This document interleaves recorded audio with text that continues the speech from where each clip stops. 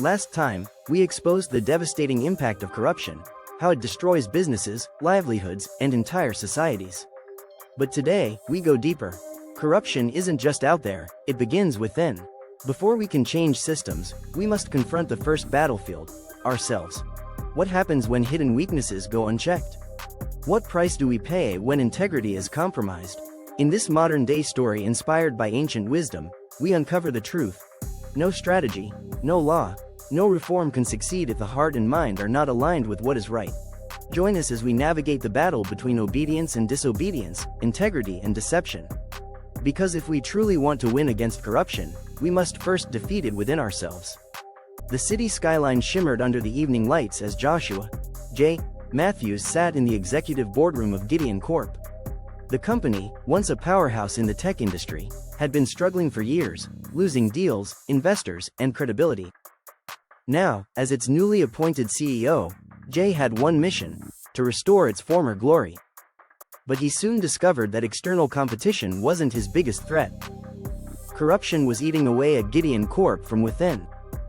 Jay's most ambitious move yet was to take on AI Tech Industries, a rival company that had gained dominance through aggressive tactics and, as rumors suggested, unethical business dealings. Jay believed that with the right strategy, Gideon Corp could reclaim its position in the market. His mentor, an experienced businessman named Nathaniel Grant, had warned him, "You cannot win a battle with hidden weaknesses in your camp." Jay didn't fully grasp the depth of that wisdom until his first major failure. The first battle. The price of overconfidence. Jay and his team launched their first attempt at securing a high-stakes government contract that AI Tech had been eyeing. They were confident, prepared, and eager. But at the final moment, the deal slipped right through their fingers. AI Tech undercut them with inside information, something they shouldn't have had access to. It wasn't just a failure, it was a betrayal from within. News broke out that someone inside Gideon Corp had leaked key financial data to AI Tech. The board was shaken, investors pulled out, and morale plummeted.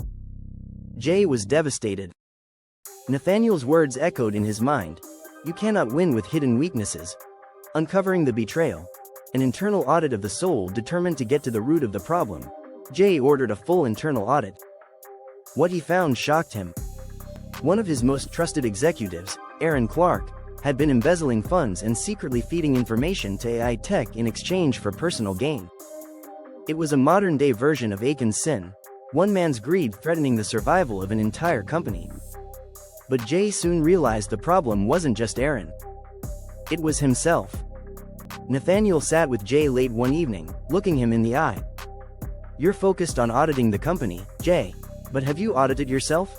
Are you leading with obedience and integrity, or are you just doing what you think is best?" Jay was silent. He had been relying on strategy, business tactics, and experience, but had he truly aligned himself with a higher purpose? Had he been obedient to a greater moral code, or had he simply chased success in his own way? That night, Jay prayed for the first time in years. He asked for wisdom, not just to fix Gideon Corp, but to fix himself. He knew that without internal transformation, external success would always be temporary. The next morning, Jay made two critical decisions. First, he removed Aaron Clark and implemented strict financial oversight, an anonymous whistleblower program, and a renewed focus on transparency. Second, he vowed to lead with obedience to truth and integrity, no matter what it cost him. The second battle. A strategic comeback. Having cleaned house, Jay knew Gideon Corp had to strike again, but this time, with strategy and moral clarity. He analyzed AI Tech's weaknesses and discovered that their aggressive expansion had left them vulnerable in customer support and ethical business compliance. Rather than competing on price, Gideon Corp repositioned itself as the trustworthy and customer-focused alternative. This time, when the government contract came up again, Jay played his cards wisely.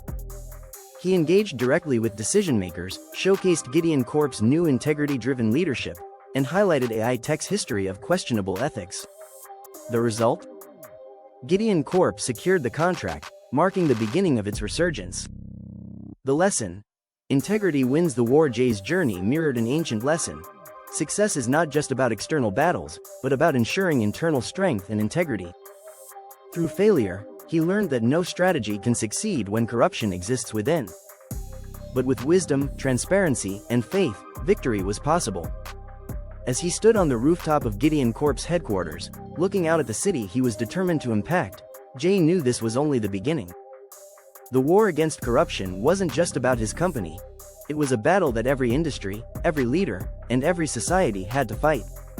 And the first battlefield? The heart. Corruption is not born in policy but in the heart. It starts with a whisper, justifications, small compromises, a belief that morality is flexible. Before corruption manifests in corporations, governments, or systems, it first takes root in individuals who trade integrity for influence, truth for personal gain. Winning the first battle means guarding the heart against the slow decay of self-interest, for when the heart falls, the mind and hands follow.